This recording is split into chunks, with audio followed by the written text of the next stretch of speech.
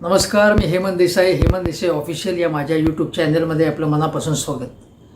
दोस्तांनो, आज मी आपल्याला धन्यवाद देणार आहे, कारण आपण देत असलेल्या उदंड प्रतिसादामुळे 6 महिन्यामध्ये हेमंत देसाई ऑफिशियल या माझ्या यूट्यूब चॅनलला 50,000 सबस्क्रायबर्स मिळालेले आहेत आणि त्यापेक्षा ही संख्या वाढत आहे.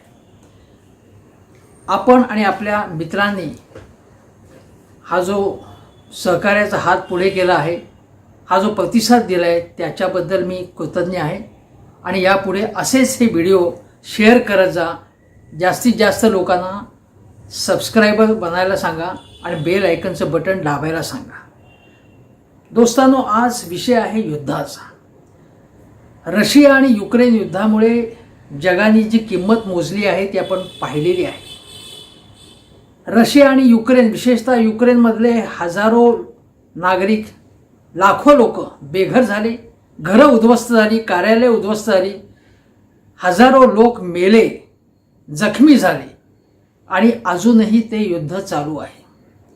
पुतीन यांच्यासारखा दादागिरी करणारा हुकुमशहा हा जगावरती एकामागोमाग एक संकट लादत आहे.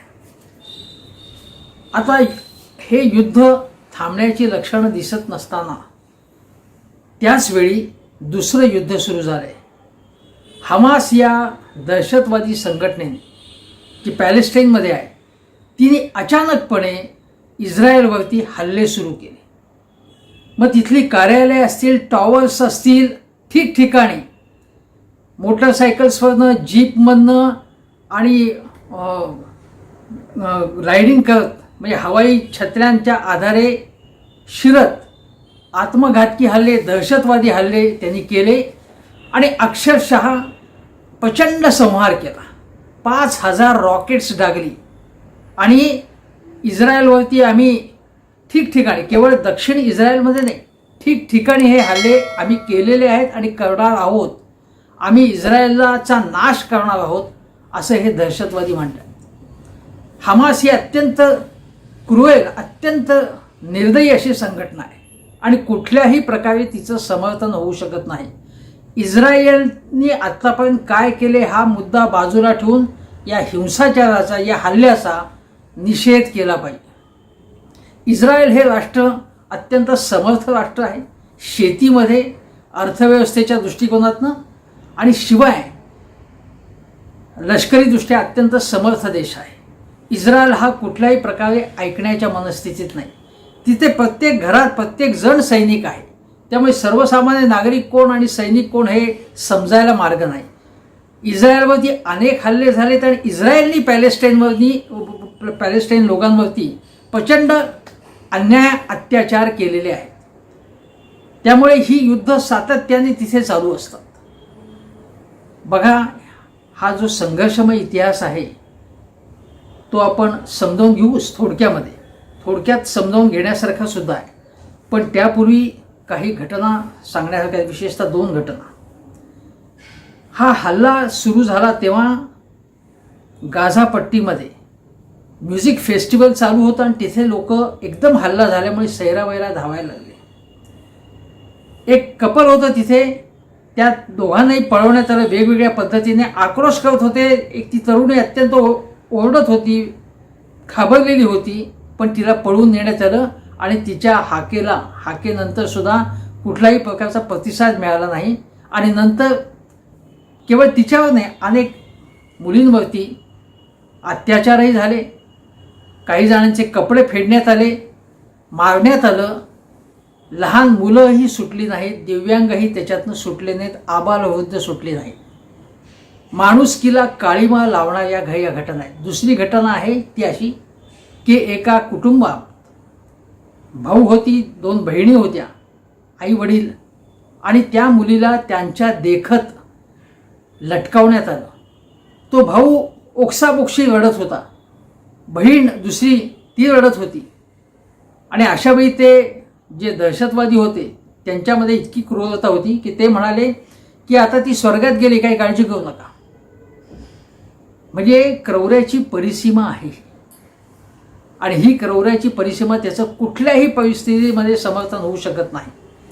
इस्रायलचे पंतप्रधान बेंजामिन नेतान्याहू यांनी सांगितलं की याचा आम्ही बदला घेऊ आणि इस्रायलनी प्रतिहल्ला करून मोठ्या संख्येमध्ये लोकांना ठार मारलं. पॅलेस्टाईनमध्ये, गाझापट्टीमध्ये प्रचंड हल्ले केले आणि त्यांनी सांगितलं की आता आम्ही याच्यामध्ये निरपराध नागरी वस्त्यांनाचा कोणाचाही अपवाद कदाचित करू शकणार नाही. आम्ही म्हणजे लहान मोठी मुलं माणसं काहीही न बघता आम्ही हल्ले करू आणि आम्ही याचा बदला घेऊ आणि यांना हमासला सरळ करू किंवा पॅलेस्टाईनमध्ये जे दहशतवादी आहेत त्यांना लंबे करू, त्यांना गारद करू. इस्रायलने हे अनेक वेळा केलेले. इस्रायलनी काय केलं आहे, कसं केलं आहे ते तर थोडक्यात बघूच आपण. पण पहिला इतिहास आपण बघणार काय की 1947मध्ये युनायटेड नेशन्स माहिती आहे आपल्याला. युनायटेड नेशन्सने पॅलेस्टाईन हा जो भाग आहे त्याचे 2 भाग केले. त्यातला एक भाग ज्यूंना दिला आणि दुसरा भाग हा अरब समुदायातले किंवा इस्लामी लोकांना दिला.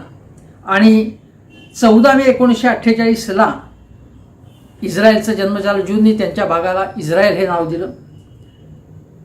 अरब समुदाय खुश नव्हता आणि मग युद्ध झालं. मग लाखो लोक बेघर झाले. पॅलेस्टाईन लोकांना कोणी विचारेना.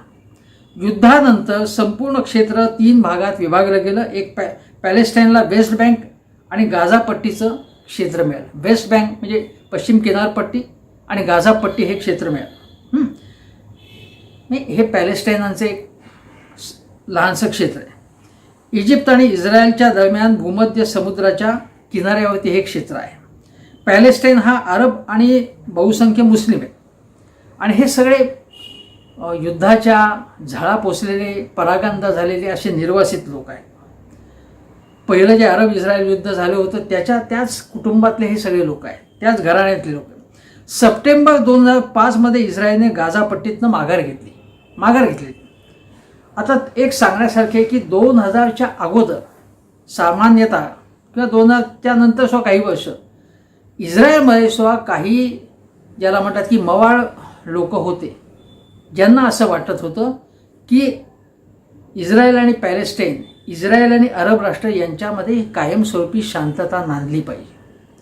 शांततेसाठी म्हणून आपण प्रयत्न करूया. आणि त्यामध्ये इजिप्तमध्ये अनवर सादत सुद्धा या प्रक्रियेमध्ये होते. अमेरिकेचे अध्यक्ष जिमी कार्टर यांच्या काळात सुद्धा प्रयत्न झालेले होते. अनवर सादत यांचा, इजिप्तचे जे अध्यक्ष होते, ते शांतता प्रक्रियेमध्ये सामील झाल्यानंतर त्यांचाच खून करण्यात आला. हे भाग आपण समजून घेतला पाहिजे. पण 2000 किंवा 2003-04 पर्यंत हे जे त्यातल्या त्यात शांततावादी किंवा सॉफ्ट लाईन घेणारे मवाळ लोक होते इस्रायलमध्ये, म्हणजे जूनचं जे राष्ट्र आहे तिथे, ते पुढे हार्ड लाईनवाले तिथे यायला लागले. जहालपंथीय लोक आले, उजव्या विचारसरणीचे लोक आले. आणि आज इस्रायलमध्ये नेत्यानेहू हे उजव्या विचारसरणीचे लोक आहेत. ते दादागिरी करणारे लोक आहेत. म्हणजे पॅलेस्टाईनांना धडा शिकवा, तिथे अत्याचार करा, अन्याय करा, तिथे घुसखोरी करा, हे प्रकार चालले. कुठल्याही घरामध्ये जाऊन ज्यू लोक किंवा इस्रायल लोक घरं बळकावत आहेत, शेतं नष्ट करतायत त्यांची, त्यांना जगता येणार नाही अशा प्रकारे मुश्किल करतात, त्यांचं पाणी तोडतात. प्रचंड पद्धतीचा अन्याय नेतान्याहू यांच्या राजवटीमध्ये पॅलेस्टाईन लोकांवरती केला जातो आहे. हेही आपण समजून घेतलं. पण बघा, पॅलेस्टाईनला ची इच्छा आहे की अल अक्सा हे त्यांचं जे पवित्र स्थळ आहे ते जेरुसलेममध्ये आहे. त्यामुळे जेरुसलेम त्यांना हवं आहे पॅलेस्टाईन लोकांना. आणि शिवाय म्हणजे जूनमध्ये सुद्धा हे जूनच्या दृष्टीने सुद्धा ते शहर पवित्रच आहे. आणि गेल्या 25 वर्षामध्ये याच मुद्द्यावरनं जे त्यांच्यामध्ये प्रॉब्लेम सुरू आहे. आता गाझा परिसर हा पॅलेस्टाईन दहशतवादी गट जो हमास त्याच्या ताब्यात आहे आणि पश्चिम वेस्ट बँक हा इस्रायलच्या ताब्यात आहे. आता बघा, आणि इस्रायलने युद्धामध्ये जेरुसलेम ताब्यात घेतला, हा इतिहास आहे. हा झाला इतिहास. आता हमासने अचानकपणे हल्ला का केला हे आपण समजून घेऊ. टप्पे आपण समजून घेतले इतिहासाचे थोडेसे, पण इतिहास आता थोडा बाजूला सोडून आज हमासने हल्ला का केला, तर याचं कारण असं आहे की सौदी अरेबिया आणि इस्रायल यांच्यामध्ये वाटाघाटी सुरू आहेत आणि ते दोन देश जवळ येत आहेत. आता सौदी अरेबिया हा देश, हा जे अरब देश आहेत, अरब इस्रायल युद्धामध्ये सुद्धा ज्यांनी सहभाग घेतला होता, जो सौदी अरेबिया आता बदललेला आहे आणि अमेरिका सौदी अरेबिया आणि इस्रायल जवळ यावेत म्हणून प्रयत्न करतात. अमेरिकेने इस्रायलला नेहमीच पाठिंबा दिला आहे पॅलेस्टाईनांच्या विरोधात अमेरिकेने. कारण अमेरिकेमध्ये ज्यू उद्योगपतींची, ज्यू श्रीमंतांची एक मोठी लॉबी आहे, जी रिपब्लिकन आणि डेमोक्रेटिक पक्ष जे आहेत त्यांच्यावरती, त्यांच्या वेगवेगळ्या धोरणांवरती तिचा प्रभाव आहे, ज्यू लॉबीचा. या अमेरिकेने नेहमीच इस्रायलला पाठिंबा दिलेला आहे, हे आपण लक्षात घेतलं पाहिजे, मग अध्यक्ष कुठल्याही पक्षाचा असो. आणि आजही जो बायडन यांनी संपूर्णपणे पाठिंबा दिला आहे, की त्यांनी सांगितलं की आमचा इस्रायलला पूर्णपणे पाठिंबा आहे, फुल स्टॉप. म्हणजे मागचा इतिहास उकरून काढू नका, इस्रायलने काय केलं हे बघू नका, आमचा आता पूर्णपणे पाठिंबा आहे. आणि का पाठिंबा आहे तर आपण समजून घेतलं पाहिजे, सौदी अरेबिया आणि इस्रायल एकत्र यावं असे अमेरिकेचे प्रयत्न आहे. पूर्वी कसं होतं की अरब राष्ट्र होती, अरब राष्ट्र सगळी एकत्र होती आणि संघटितपणे इस्रायलवरती हल्ले करत होते. इस्रायलने जरी त्यांचा पराभव केला असला तरी त्यांची भूमिका इस्रायलच्या विरोधात होती. आता मात्र ते तसं नाही आहे. त्यामुळे जवळचा जो लेबनन देश आहे तिथे जो हिजबुल्ला ही संघटना आहे आणि हिजबुल्लांचा जो नेता आहे नजरुल्ला, त्यांनी सरळ सांगितलं की इस्रायलला जे पाठिंबा देत आहेत ना, जॉर्डन असेल, सिरिया असेल, इजिप्त असेल, हे जे देश आहेत, असे जे काही देश जे आहेत, 5-6 देश आहेत जे इस्रायलला पाठिंबा देत आहेत, तुम्ही जर तुमचा मार्ग बदलला नाही, धोरणं बदलली नाहीत तर तुम्हालाही किंमत चुकवावी लागेल. म्हणजे आम्ही ज्या प्रकारे इस्रायलवरती हल्ले करतो त्याच पद्धतीने तुमच्यावर सुद्धा हल्ले करू, अशी उघड धमकी त्यांनी दिलेली आहे. परंतु त्याचवेळी हमासच्या मागे कोण आहे तर हमासच्या मागे कतार आहे आणि मुख्यतः इराण आहे. त्यामुळे हमासने हा हल्ला केल्यानंतर इस्रायलने प्रतिहल्ला केला, जोरदार प्रतिहल्ला केला, हे ठीकच आहे, हे ठीकच आहे, हे सुरूच आहे. पण इराणसारखा देश जो आहे तिथे जल्लोष साजरा झाला, जल्लोष केला त्यांनी सांगितलं की हमासने इस्रायलवरती केलेल्या हल्ल्यास आमचं पूर्णपणे समर्थन आहे, कारण इस्रायल हा आमचा शत्रू देश आहे, सौदी अरेबियाशी आमचं शत्रुत्व आहे आणि सौदी अरेबिया आणि इस्रायल जवळ येणं हे आम्हाला मान्य नाही आहे. अशा प्रकारे हे सगळं राजकारण आहे. इराणवरती आपल्याला माहिती आहे की इराणवरती जेव्हा निर्बंध घालण्यात आले होते अमेरिकेकडून आणि इराणने अण्वस्त्र तयार केलेली आहेत, संपूर्ण अण्वस्त्रांचा साठा केलेला आहे, न्यूक्लिअर फार मोठ्या प्रकारे त्यांच्याकडे साठे आहेत आणि म्हणून अमेरिकेने त्यांच्याशी पंगा घेतला की इराण हे दहशतवादी राष्ट्र आहे असं अमेरिकेचं म्हणणं आहे. आणि इराणचे जे सर्वे आहेत धार्मिक नेते अल खोमेनी, त्यांनी पूर्णपणे हमासला समर्थन दिलेलं आहे. आता हे लक्षात घेतलं पाहिजे आपण की याचा सगळ्याचा भारतावरती काय परिणाम, आपल्या जीवनावरती काय परिणाम आहे. भारताने इस्रायलला पाठिंबा दिलेला आहे. परंपरेने आपण बघितलं तर अनेक वर्षांनी इंदिरा गांधींच्या वगैरे काळामध्ये पॅलेस्टाईनांना आणि अरब देशांना आपला पाठिंबा होता. पण सगळं राजकारण बदललेलं आहे आणि बदलत्या राजकारणाप्रमाणे इथे मोदी आणि काँग्रेस किंवा असा काही संबंध आपण आणण्याचं कारण नाही आहे. मोदीजींनी सुद्धा म्हणजे भाजपने सुद्धा अरब देशांशी उत्तम संबंध प्रस्थापित केलेले आहेत आणि इस्रायलशी सुद्धा संबंध प्रस्थापित केले. एकेकाळी इस्रायलशी संबंधच आपण प्रस्थापित केले नव्हते. इस्रायलला आपला पूर्णपणे विरोध होता आणि त्याचं कारणही होतं की इस्रायलची काही धोरणं जी होती ती आणि इस्रायलने ज्या प्रकारे अन्याय केलेला होता ते अलिप्ततावादी देशांचं नेतृत्व आपण नेहरूंच्या काळापासून केलं होतं आणि ते नेतृत्व करताना आपण शांततावादाची कास धरली होती आणि इस्रायलसारख्या आक्रमक देशाचं, अन्याय करणाऱ्या देशाचं आपण समर्थन केलं नव्हतं. आज मात्र हमासनी जो हल्ला केलेला आहे त्यावेळी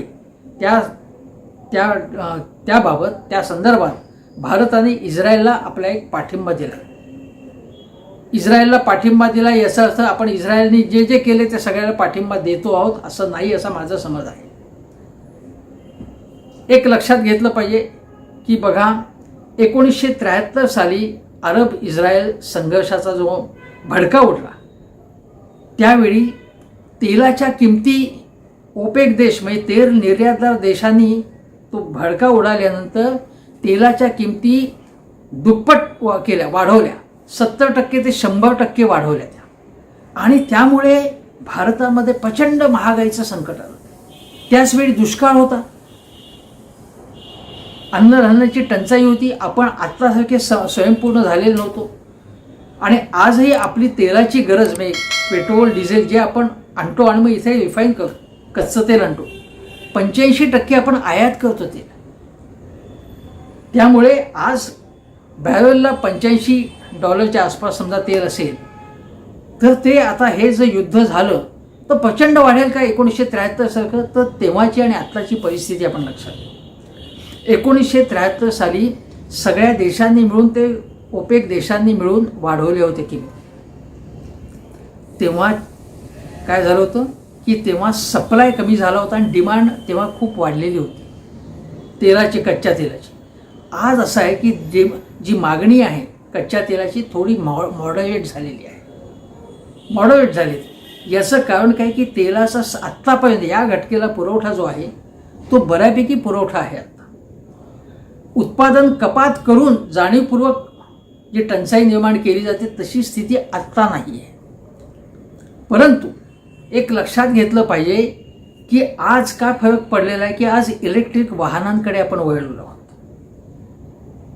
पर्यायी काही साधनं त्याच्यामध्ये तयार झालेली आहेत की हळूहळू पेट्रोल आणि डिझेलवरचं अवलंबन जगाचं कमी होण्याची शक्यता निर्माण झालेली आहे आणि त्या दिशेने पावलं पडत आहे. दुसरी गोष्ट अशी आहे की अमेरिकेचं जे आखाती देशांवर तेलासाठी जे अवलंबन होतं, कारण अमेरिका ही मोठी अर्थव्यवस्था आहे, ते कमी झाले. कारण अमेरिकेकडेच तेलाचे, गॅसचे, ऊर्जा साठे एकूण अमेरिकेने खूप त्यामध्ये काम केलं. शेल ऑइलचे शोध लावले, साठे लावले, वाढवले आणि त्यामुळे आज अमेरिकेकडे मोठ्या प्रमाणात तेल आहे. दुसरी गोष्ट अशी की रशिया आणि युक्रेन युद्ध सुरू झाल्यानंतर काय झालं की रशियावरती अमेरिकेने निर्बंध लादले ते आहेत. पण युरोपीय देश रशियाकडून तेल आयात करतात आणि ते रशियाची अर्थव्यवस्था तेलावरती मोठ्या प्रमाणात अवलंबून आहे. त्याला फटका बसला पण अजूनही रशियाची निर्यात सुरू आहे. रशियाकडून आपण तेल आणि अन्य सामुग्री घेतोच. आज अशी स्थिती आहे की जर बघा, आज रशिया आणि इराण एकाच बाजूला आहे, साधारणतः त्यांचं संबंध एकत्र येते.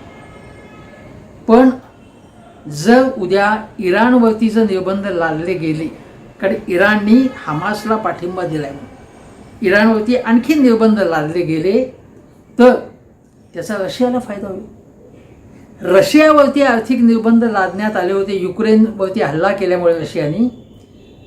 त्यामुळे इराणवर आर्थिक निर्बंध लादले असूनही अमेरिकेने इराणची तेलाची निर्यात वाढत चालली होती आणि अमेरिकेने तिथे कानाडोळा केला होता. बघा, अमेरिकेने सुद्धा कसं केलं होतं तिथे कानाडोळा कारण रशियाला फटका बसावा म्हणून. म्हणजे प्रत्येक देश आपल्या हितसंबंधांची, आर्थिक हिताची काळजी घेतो. आज अशी स्थिती आहे की समजा इराण या युद्धात उतरला हमासच्या बाजूने, पॅलेस्टाईनच्या बाजूने, आणि मग तिकडे इराणच्या विरुद्ध म्हणजे बाकीचे देश, इस्रायल, अगदी सौदी अरेबियाने इराणच्या विरुद्ध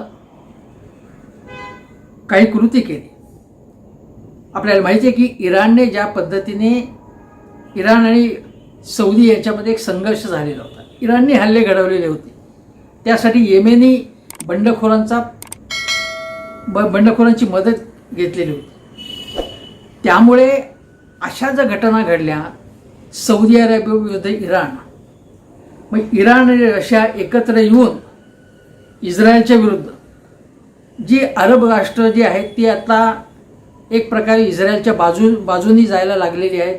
ती जर उद्या इस्रायलच्या बाजूने आली आणि इराण आणि यांच्यामध्ये संघर्ष निर्माण झाला, ही सगळी अरब राष्ट्र एकत्र आली, उद्या अरब राष्ट्र, अमेरिका, युरोप, ब्रिटन, युरोपमध्ये ब्रिटन आलंच, हे सगळे देश आणि इराण, रशिया, तर मोठं युद्ध होऊ शकतं. पण आज तसं होण्याची शक्यता नाही. त्यामुळे आज हा हमास आणि इस्रायलचा जो संघर्ष आहे, त्या संघर्षाचे काय फटका बसणार आहे, त्या संघर्षामुळे तात्काळ काही काळ तेलाचे भाव जे $85 ते कदाचित 100पर्यंत जाऊ शकतात. त्याचा आपल्याला थोडा फटका बसेल भारताला, पण इतका मोठ्या प्रमाणामध्ये फटका बसण्याची शक्यता नाही आहे. परंतु जर युद्ध एस्कलेट झालं, वाढलं आणि पसरलं, अनेक देश त्याच्यामध्ये उतरले आणि जागतिक संघर्षामध्ये त्याचं रूपांतर झालं, तर जगामध्ये तेलाचे भाव वाढतील आणि तेलाचे भाव वाढले तर एकूण महागाई वाढू शकते, चलनवाढ होऊ शकते, त्याच्यातनं बेकारी आहेच ती आणखीन वाढू शकते, आंतरराष्ट्रीय व्यापारावरती त्याचा परिणाम होऊन फटका बसू शकतो त्याचा.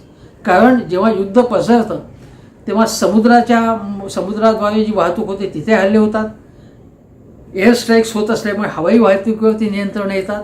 त्यामुळे या सगळ्या गोष्टी होतात आणि भारताची भूमिका प्रथमपासून राहिली आहे की युद्ध नको, आम्हाला शांतता हवी आहे, आम्हाला शांततापूर्ण सहजीवन हवं आहे. हे सगळं बघताना, हे सगळं म्हणताना त्याचवेळी अमेरिकेसारख्या देशाने आपली लबाडीची, चलाखीची, दुतोंडीपणाची भूमिका घेता कामा नये. अमेरिकेने इस्रायलला सुद्धा आवर घातला पाहिजे, कारण इस्रायलने पॅलेस्टाईनवरती जो इतका अत्याचार आणि अन्याय केलेला आहे, निर्वासितांचं जीणं जगतात. अनेक पॅलेस्टाईन लोक जे पॅलेस्टाईनमध्ये आहेत, म्हणजे त्यांना स्वतंत्र देशाचं अस्तित्व पाहिजे, स्वतंत्र भूमी पाहिजे, स्वतंत्र देश पाहिजे. आणि ते जे अन्य देशांमध्ये, जॉर्डन असेल, सिरिया असेल, तिथे जे 50 लाख तिथे गेलेले, त्या लोकांना परत आपल्या भूमीमध्ये यायचे, पॅलेस्टाईनमध्ये यायचे, जे शेजारच्या देशामध्ये येत. पण इस्रायलने सांगितलं तर आलात तर खबरदार. बरं, त्यांना शेती करून द्यायची नाही, त्यांच्या सीमांमध्ये घुसखोरी करायची, त्यांचा प्रदेश ताब्यात घ्यायचा, लोकांवरती अत्याचार करायचे, सतत फायरिंग करायचं, लोकांना जगू द्यायचं नाही. याचा परिणाम म्हणून हे सगळं साठत जाऊन मग हे दहशतवादी हल्ले होते. आता हमास ही दहशतवादी संघटना आहे, ते काही भजन करणारे लोक दहशतवादी संघटना आहे, ते सरळ जबाबदारीच घेतात, त्यांचा तो मार्ग आहे. कारण त्यांना असं वाटतं की याच मार्गाने आपल्याला पॅलेस्टाईन भूमी मिळेल, आपली शांतता नांदेल आणि आपले सगळे हक्क आपले याच्यामधून सुरक्षित राहतील. पण हा मार्ग हिंसेचा पूर्णपणे चुकीचा आहे, पण त्यांचा तोच मार्ग आहे. तिथे जाऊन आपण शांतता गीतं म्हणून काहीही उपयोग नाही, कारण हे कित्येक वर्ष चालत आलेलं आहे. आपण एवढंच बघायचं की हा संघर्ष, म्हणजे जगातल्या जबाबदार देशांनी, की हा संघर्ष निवळेल असं बघितलं पाहिजे. आणि याचं दीर्घकालीन सोल्युशन आहे ते युनायटेड नेशन्सच्या मार्गाने पॅलेस्टाईन लोकांना त्यांचे हक्क देणं, जे युनायटेड नेशननी आपली जबाबदारी पार पाडली नाही. युनायटेड नेशन्सला कोणीच विचारत नाही आता, ना अमेरिका विचारते, ना चीन विचारते, ना रशिया विचारते, बडे देशच विचारत नाहीत त्याला. युनायटेड नेशन्सचा पूर्वीचा दबदबाही राहिलेला नाही आता. तेव्हा मग जबाबदार देश कोण? अमेरिका जर स्वतःला जगातला सगळ्यात बलाढ्य देश मानत असेल तर अमेरिकेने जबाबदारीने वर्तन केलं पाहिजे आणि इस्रायलला आपल्या जबाबदारीचं भान आणून दिलं पाहिजे. कारण इस्रायलने जर बेजबाबदारपणा केला नाही, पॅलेस्टाईनांवरती अन्याय केला नाही, तर हा जो काही त्याचा प्रत्युत्तर म्हणून जो हिंसाचार होतो आहे तो होणार नाही. हमासला सरळ करायलाच पाहिजे, पण इस्रायलने एक जबाबदार देश म्हणून अधिक नीट काम केलं पाहिजे. पण आज असं आहे की इस्रायलमध्ये काय झालं की इस्रायलमध्ये नेतान्याहू हे उजवे आणि शिवाय आणखीन अति उजवे गट त्यांच्याबरोबर आहेत. यांनी न्यायव्यवस्थेला गुंडाळून ठेवलेले आहे नेतान्याहूने, काही विचारतच नाहीत ते, आणि पूर्णपणे कट्टरतावाद जोपासतायत नेतान्याहू हे. आणि मग आज काय हमासने हल्ला केल्यामुळे हे सगळे उजवे कट्टरतावादी जहाल जे सरकारमधलेच लोक आहेत ते एकत्र आलेले. ते एकत्र आल्यामुळे काय होणार की ते आणखीन कडवी भूमिका घेण्याची शक्यता आता जास्त दिसते. आणखीन कडवी भूमिका इस्रायलने घेतली तर त्याचं उत्तर हमास आणखीन देणार. म्हणजे मग या संघर्षाला अंत नाही. हिंसाचाराला उत्तर गोळीला उत्तर गोळीने असं चालू आहे सध्या. बॉम्बला उत्तर बॉम्बनी, रॉकेटला उत्तर रॉकेटने. आणि याच्यामध्ये सामान्य स्त्री, पुरुष, आबालवृद्ध, लहान लहान मुलांचे बळी पडत आहेत. हे युद्ध वाईट आहे. युद्धाची किंमत कायमस्वरूपी अपंगत्वात, घरातले करते पुरुष जाण्यामध्ये, माय बहिणींवरती अत्याचार होणं, लहान मुलांचे पालकच जाणं, ती पोरकी होणं, घरं नेस्तनाबूत होण्यामध्ये आणि मानसिक प्रश्नांमध्ये याच्यामध्ये लोकांचे शारीरिक व्याधी होतात, मानसिक व्याधी निर्माण होतात. हे युद्धाची किंमत भयंकर आहे. हे युद्ध नको आहे आपल्याला, जगाला नको आहे, भारताला नको आहे, कोणालाच नको आहे युद्ध. त्यामुळे अशावेळी भारताने आता या इस्रायल आणि पॅलेस्टाईन यांच्यामध्ये काहीतरी मध्यस्थी करण्याचाही प्रयत्न करायला पाहिजे आणि इथे शांतता लवकरात लवकर प्रस्थापित होण्याचा प्रयत्न केला पाहिजे. तसं झालं नाही आणि युद्ध पसरलं तर त्याची किंमत भाववाढीतनं आणि एकूणच सर्व प्रकारची आर्थिक किंमत आपल्याला द्यावी लागेल. आणि एकीकडे मानवतेला काळिमा फासणाऱ्या घटना घडत असताना त्याचा निषेधच केला पाहिजे, आपण धिक्कार केला पाहिजे. पण लवकरात लवकर शांतता निर्माण करणं जगाच्या, भारताच्या आणि तुम्हा आम्हांच्या दृष्टीने अत्यंत महत्त्वाचं आहे. एवढंच सांगतो आणि इथे सांगतो. नमस्कार.